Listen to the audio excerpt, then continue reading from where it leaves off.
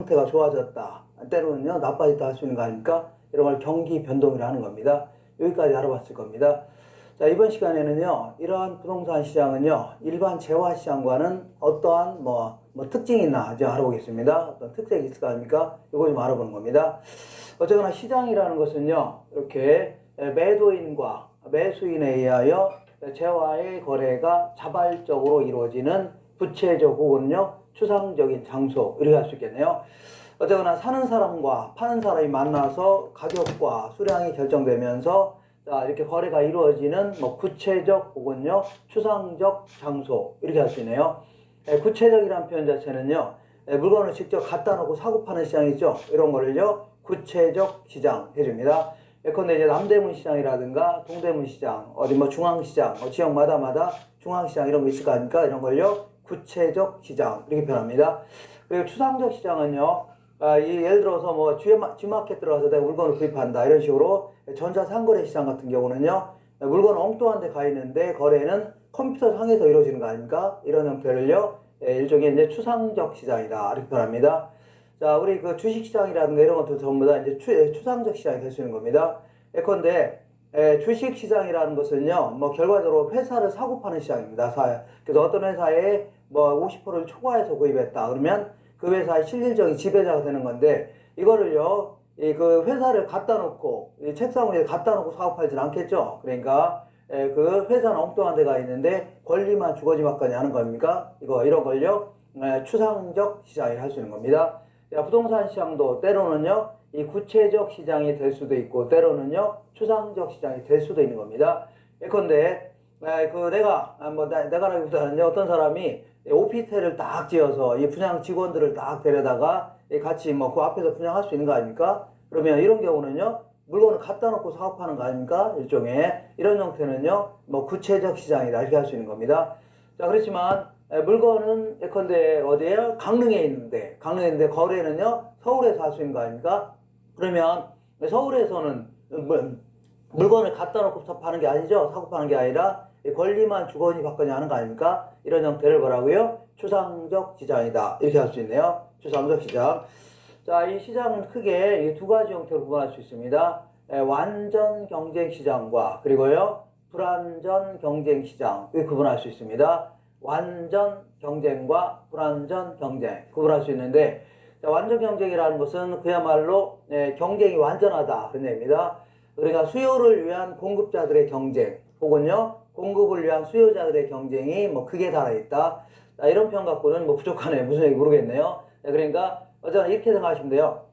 이 구성원들은요 누구라도 정상 이상의 초과 이윤을 얻을 수 없는 겁니다. 정상 이상의 초과 이윤을 얻을 수가 없다. 그러니까 먹고 살 만큼 정도의 정상적인 이윤 있죠. 이 정도만 얻을 수 있다, 이렇게 생각하시면 돼요. 그거 이상의 엄청난 이윤을 얻을 수가 없다는 얘기죠. 그러니까 누군가가 엄청난 이윤을 얻으면요 가만두지 않는다는 얘기죠. 즉각 경쟁이 치열하게 전개하면서 초과이윤이 없어질 때까지 막 싸운다는 얘기입니다. 그래서 이걸요 완전 경쟁이다. 그러니까 물론 완전 경쟁이라 하더라도 극히 단기적으로는요 누군가는 큰 돈을 벌 수가 있는 겁니다. 지금부터요 초과이윤을 다른 말로 큰 돈 해줄게요. 여기서 큰 돈을 벌 수도 있다는 얘기죠. 그렇지만 장기적으로는 절대 초과이윤을 얻을 수 없는 시장, 이러한 시장을요 완전 경쟁이라는 겁니다. 그러면 어떤 시장이든 그 정상적인 이윤밖에 못 얻는 거 아닙니까? 그죠? 그러니까 어떤 사람이 정상 이상의 엄청난 큰 돈을 벌고 있다. 그러면 그쪽으로 자원이 몰리는 거 아닙니까? 그럼 누구는 손해보는 거 아닙니까? 이런 형태, 이런 걸요 비효율적으로 자원이 배분됐다. 다시 할게요. 어떤 한쪽으로 정상 이상의 이윤이 몰린다는 얘기죠. 그럼 누구는 손해보는 거 아닙니까? 이런 걸요 비효율적으로 자원이 배분됐다, 이렇게 하는데, 여기는요 정상적인 이윤만 얻을 수밖에 없는 거죠. 그러니까 자원이 매우 효율적으로 배분됐다 이겁니다. 자원이 매우 효율적으로 배분됐다. 그리고 이 시장에서는요 이 공급자들은요 시장에서 결정되는 가격을 따를 수밖에 없는 겁니다. 이 가격을 건드렸다가는 바로 망하게 되어 있습니다. 그래서 이걸요 가격 순응자다, 가격 순응자다 해줍니다. 그러면 이러한 시장은요 현실적으로 존재할 수 없는 시장입니다. 아니 무슨 존재도 않는 시장을 왜 설명하려고 하냐? 이거는요 이 불완전 경쟁을 설명하려다 보니까 완전 경쟁의 요건이 크게 네 가지인데, 이걸 어느 하나에도 못 갖췄다는 얘기죠. 그럼 이때는요, 불완전 경쟁이 되는 겁니다. 그러니까 완전 경쟁은 현실적으로 존재할 수 없는 겁니다. 예를 들어 볼게요. 우리 주변에 보면 어떤 사람은 큰 돈을 벌고 장사 잘해서 많은 돈을 버는 사람이 있는가 하면 어떤 사람은 크게 손해보고 있는 거 아닙니까? 다 이제 어떤 시장이든 이러한 완전 경쟁이라는 것은 있을 수가 없는 겁니다. 다만 이제 수상조합 만들어 본 시장입니다. 만들어 본 시장인데 이 시장은 어떤 시장이냐면 일단은 완전 경쟁의 요건은 네 가지입니다. 네 가지. 자, 첫 번째는요. 일단은 다수의 수요자와 다수의 공급자로 구성되어 있어야 됩니다. 그러니까 수없이 많은 수요자와 수없이 많은 공급자로 구성되어 있기 때문에 어느 하나의 공급자가 그 시장을 지배할 수가 없는 겁니다. 예를 들어서 어떤 시장 독점자다. 그러면 자기 마음대로 막 가격 올리거나 낼 수 있는 거죠. 이런 식으로 지배할 수 있는데 그렇지 않다는 얘기죠. 그 모래알같이 많은 공급자가 있기 때문에 어느 하나의 공급자가 가격을 올린다거나 이래도 전혀 시장에는 뭐라고요? 전혀 영향을 못 미친다는 얘기입니다. 아무런 영향을 못 미치는 이러한 시장입니다. 자, 그리고 두 번째는요. 이 시장에서는요. 동질의 상품을 판매해야 됩니다. 이 품질과 서비스가 똑같다고 가정해야 됩니다. 품질과 서비스가 똑같다. 이렇게 동질의 상품을 판매한다 가정해야 됩니다. 자, 세 번째는요. 기업의 진입이라든가 퇴거가 자유화돼요. 어느 지역이 장사가 잘 된다 그러면 얼른 들어갈 수도 있어야 되고 장사 안 되면요 곧장 빠져나올 수도 있어야 됩니다. 이런 식으로 기업의 진입 퇴거가 자유롭다 입니다. 마지막으로요 완전한 정보를 공유한다. 그 얘기는요 이 시장에서는요 시장 구성원들은요 현재 공표되어 있는 정보뿐만 아니라 공표되지 않은 정보 있죠. 이런 거마저도 모조리 알고 있다고 가정해야 됩니다. 다시 할게요. 이미 공표되어 있는 정보뿐만 아니라 공표되지 않은 정보 있죠? 정부가 발표도 안 했는데 다 알고 있다고 가정해야 됩니다. 이런 게 뭐 현실적으로 있을 수 있나요? 있을 수 없는 겁니다. 다만 제가 이제 한번 만들어 보는 겁니다. 만들어 본 시장 이런 걸요 완전 경쟁을 할 수 있네요. 한번 만들어 볼게요. 자, 오늘 어떤 2020년 12월 10일 날 12월 10일 현재 자, 여기에는 라면을 만들어 파는 그 시장입니다. 라면을 만들어 파는 시장인데 이 공급자가 굉장히 많이 있습니다. 공급자가 자, 막 A, B, C, D, E, F 지금 막 수록하게 많이 있습니다. 그 다음에 이제 이거를 소비하려는 수요자도 무진장 많습니다. 가, 나, 다, 라, 마, 바, 사 뭐 굉장히 많다는 얘기죠. 일단은 첫 번째 조건을 갖췄네요. 다수의 수요자와 공급자로 되어 있다. 자, 두 번째는요, 동질의 상품을 판매해야 됩니다. 자, 이 지역에서는요, 똑같은 라면을 만들어 파는, 점포입니다. 라면을 파는, 라면 가게인데, 이 라면은 전부 다 특정 라면, 예를 들어 뭐 이런 얘기 하면 그렇지만, 이제 신라면만 갖다 판다고 가정해보자. 특정 라면, 그리고, 똑같이, 물도 똑같은 양을 부어서 만듭니다. 그리고 파도 딱 두 쪼가리 그리고 그 계란도 딱 반쪽 딱 넣어서 파는 겁니다. 자, 그리고 들어올 때는 막 이렇게 인사라든가 나가는 것도 똑같습니다. 그러니까 이 재화의 품질과 서비스는 똑같다고 가정해보자. 똑같다. 그러면 시장에서는요 다수의 수요자와 다수의 공급자가 만나서 우리 수요 공급이론 할 때처럼 가격과 수량이 결정됩니다. 가격과 수량이 결정되는데 이렇게 해서 결정된 가격이 한 3,000원 한다고 치자. 3,000원 한다. 자, 그러면 3,000원이 이제 시장 규정 가격 아닙니까? 그래서 요거를요, 이 어떤 사람이요? 일하는 사람이 요거를요, 시장에서 결정된 가격에서 자기는 3,200원을 받겠답니다. 3,200원을 받게 되면요, 이 회사는 곧장 도산합니다. 이 분식점은 곧장 망한다는 얘기죠. 망한다. 왜냐하면, 자, 생각해 볼게요. 아니 남들은 다 3,000원 받고 있는데 자기만 3,200원 받고 있는 거 아닙니까? 뭐 그렇다고 해서 품질이 좋은 것도 아니죠. 그러면 다른 음식점으로 가지고 뭐하러 거기로 갑니까? 그러니까 손님 뚝 끊기면서 곧장 도산할 수밖에 없는 겁니다. 이번에는 이 사람이 2,800원을 받기로 했다고 치자. 이렇게 해도 곧장 도산합니다. 뭐 곧장 도산합니다. 왜냐하면 조금 싸게 파니까 사람들은 뭐 점심때 막 몰려요 안 몰려요? 무지막지하게 몰릴 겁니다. 막 줄 서 있을 거 아닙니까? 근데 이 음식점은요, 이 분식점은 팔면 팔수록 점점 손해가 더 커지는 겁니다. 팔면 팔수록 더 손해가 커집니다. 왜냐면 아까 얘기한 대로 이 시장에서 결정되는 가격 있죠? 요거는 정상적인 이윤만 얻을 수 있는 가격입니다. 정상 이상의 초과이 아니라 딱 먹고 살 만큼 정도이죠. 요 정도만 얻을 수 있는 이윤이기 때문에 만약에 이거에도 못 미쳐서 판다. 그럴 경우는 계속 손해보고 파는 겁니다. 먹지, 그죠? 계속 이윤도 못 내고 정상이윤도 못 남기고 계속 손해보고 파는 거 아닙니까? 그러면 팔면 팔수록 손해가 더 커지는 겁니다. 그러니까 시장에서 결정되는 가격을 건들면 대화인데요. 건드는 순간 망하게 됐습니다. 그래서 이걸요 가격 순응자다 이렇게 얘기합니다. 가격 순응자. 자, 그리고 아무리 그러니까 시장 결정된 가격에 따를 수밖에 없다입니다. 그리고 아무리 완전 경쟁을 하더라도 극히 일시적으로는 큰 돈을 벌 수 있는 겁니다. 극히 일시적으로. 예컨대 어떤 지역이 그 여자 고등학교가 들어온다고 하길래 어떤 아줌마가 잽싸게 가서 총알같이 가서 라면집을 다 차린 겁니다. A라는 라면집. 그러면 이 여학생들이 갈 때가 여기밖에 없는 거 아닙니까? 그러면 이 음식점은요 정상 이상의 엄청난 이윤을 챙길 수도 있겠죠. 챙길 수 있다 그런 얘기인데, 자 근데 이렇게 엄청난 큰 돈을 벌고 있는 데는요 다른 공급자들, 다른 아줌마들이 가만둬야 안 놔둬요? 안 놔둘 겁니다. 조금만 지나봐요. 우후죽순 막 라면집 생겨 안 생겨요? 막 생기는 겁니다. 그러면 그 점포가 많아지니까 이윤은 줄어들겠죠. 점점 줄어드는데 어디까지 들어오냐면 요 먹을 게 있는 한 계속 들어오는 겁니다. 먹을 게 있는 한 결국은 요게 없어질 때까지, 여기 없어질 때까지는 계속 들어올 수밖에 없죠. 이게 없어질 때까지. 근데 문제는 지나치게 또 많이 들어온다.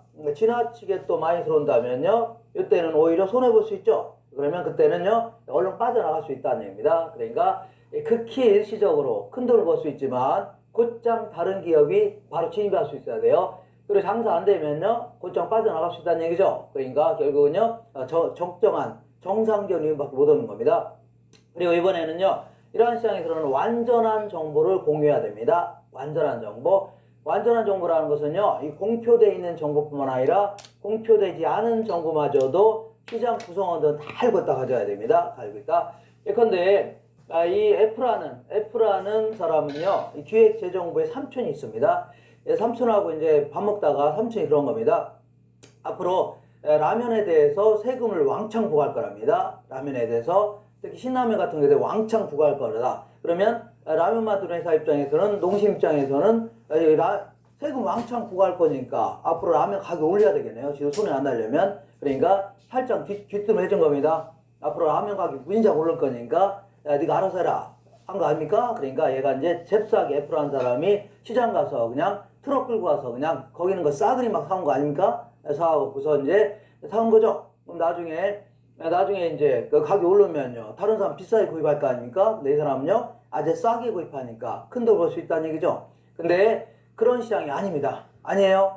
자, 삼촌이 기획재정부에는 삼촌이 라면 가격이 올라갈 거라고 기대해줬어 안 했어서? 해줬죠.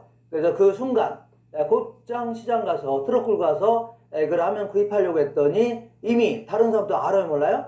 다 알고 있다 가정해야 됩니다. 이미 웃돈 받고 다 거래하고 있는 거 아닙니까? 그러니까 이 공표되지 않은 정보마저도 모조리 시장 가치에 반영돼 있다는 얘기죠. 이러한 시장을요 완전한 정보를 공유한다 해줍니다. 현실적으로 존재할 수 있습니까? 없습니다. 어떻게 이런 시장이 존재합니까? 공표도 안 했는데 어떻게 일반인들 합니까? 몇몇 사람 알 수 있겠죠. 몇몇 아는 사람만 큰 돈을 버는 겁니다. 그러면 우리 부동산 시장은요 이 완전 경쟁의 요건을 제대로 갖춘 게 한 개도 없다는 얘기죠. 제대로 갖춘 게 한 개도 없다는 얘기입니다.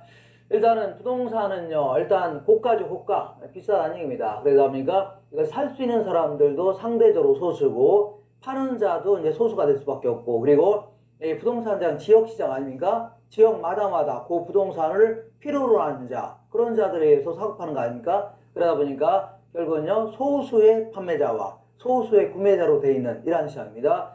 그 다음에 두 번째는요 동질의 상품이어야 되는데 부동산은요 동질이 될 수가 없는 거 아닙니까? 일단 위치부터 다 다르고 지형, 지세, 지질, 지방 이런 거 다 다른 거 아닙니까? 아파트도 1층 다르고 2층 다르고 앞집 다르고 다 다른 거 아닙니까? 그러니까 동질의 상품이 아니라 상호 이질적인 상품을 판매하는 겁니다. 그 다음에 기업의 진입태고가 자유로워야 되는데 얘는요 상당히 부자유스러울 수밖에 없는 겁니다. 예를 들어서 어떠한 진입장벽이 존재할 수밖에 없어요. 왜냐하면 어떤 사람이 A라는 오피스텔을 딱 지었는데 15층짜리 대박난 거 아닙니까? 분양하려다 보니까 줄이 엄청나게 서 있는 겁니다. 그러면 엄청나게 대박 난 거 아닙니까? 그러면 나도 한번 오피스텔 지어야 되겠다. 이게 들어가려고 하는 거 아닙니까? 들어가는데 이런 오피스텔을 15층짜리 같은 걸 짓는 거는 상당한 자본력이 요구되는 거 아닙니까? 함부로 들어가기는 힘들 거 아닙니까? 그리고 또한 어떤 경우는요, 정부에서 더 이상 짓지 말라고 규제할 수 있는 거죠. 이렇게 상당한 진입 장벽이 존재합니다. 그러다 보니까 기존에 있는 어떤 오피스텔이 큰 돈을 계속 벌 수가 있다는 얘기입니다. 그리고 설사 들어갔다고 치자.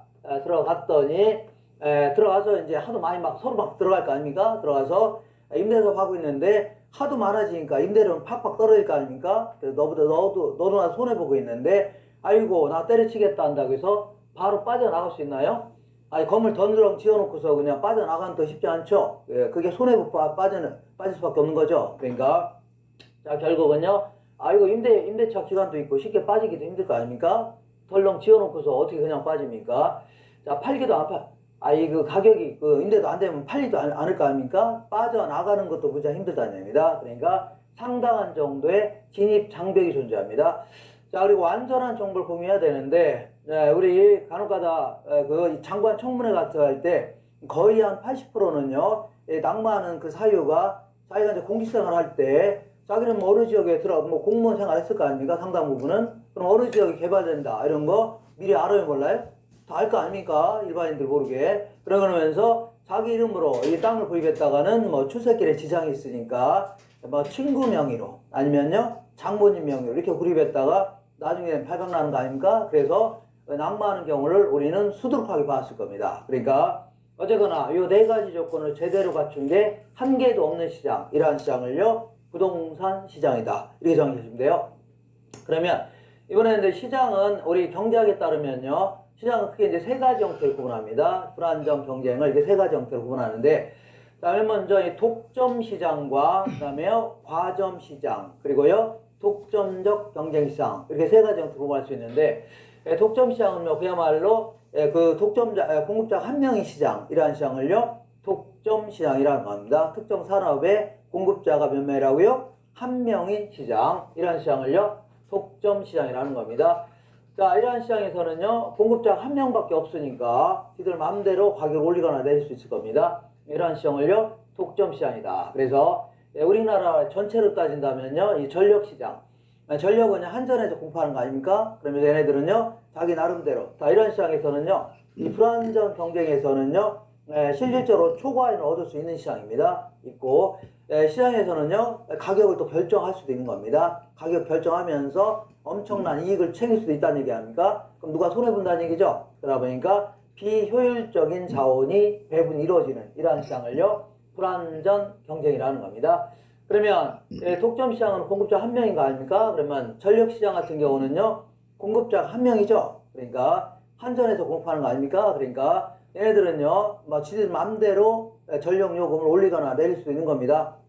그래서 한때 한 5년 전에는요, 요즘 약간 덜하지만 5년 전에는 이 산업체한테 그 전력은 같은 거는요 아주 좀 싸게 하고, 오히려 이제 가정용 전력 같은 경우는요 여름에 약간만 이 에어컨 틀어도 막 팍팍 올라가게 하면서 무짐 확대한 이익 챙긴 거 아닙니까? 그래서 상대적으로 어떤 경우는요 한 5년 전인가는 전 세계 전력 기업 중에 단기 순위 1위라는 얘기죠. 이러한 형태로 나타나는 적도 있었습니다. 상당히 자기 나름대로 막 가격 결정할 수 있는 겁니다.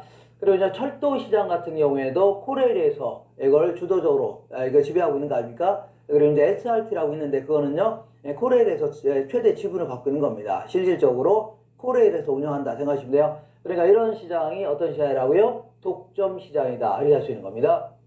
그 다음에 이제 과점 시장은요 동종 이질적인 상품 공급자가 소수인 시장 이런 시장인데, 대부분은요 대기업들이 주도하는 이러한 시장은 거의 대부분 과점 시장의 형태를 취하게 됩니다. 그러나 몇몇 소수의 기업들이 시장을 지배하는 시장 있죠. 이러한 시장을요 과점 시장 해줍니다. 과점 시장. 얘네들 어떤 형태로 이제 가격을 결정하냐면 보통 이제 가격 담합을 주로 합니다. 가격 담합을 통해서 가격을 결정하는 이런 형태입니다. 자, 우리 어떤 시장이 있냐면 자동차 시장이라든가 가전 시장, 통신 시장 이런 거 있잖아요. 아니면 석유 시장 이런 데가 실질적으로 이 과점 시장 형태가 됩니다. 우리 통신시장 같은 거 보면 통신시장, SK라든가 KT, LG 이런 데서 뭐 거의 지배하는 거 아닙니까? 네. 자, 그리고 이제 석유 시장 같은 경우에는요, 그 SK, 그다음에 GS 칼텍스 이런 거 있죠? 이런 거라든가 현대, 오일뱅크, 그 쌍용 뭐 이렇게 해서 몇몇 기업들이 실질적으로 지역을 뭐 지배하는 겁니다. 전국에서 혹은 지역을요. 근데 얘네들은요, 이 주로 이제 가격 경쟁을 했다가는 전부 다 망할 수밖에 없는 겁니다. 가격 경쟁. 자, 그러니까 자, 이 가격 경쟁을 했다가는요, 예를 들어서 얘가 이제 리터당 150원, 1,500원 받고, 여기도 1,500원 받고, 여기도 1,500원 받고 있다가, 1,500원 받고 있다가,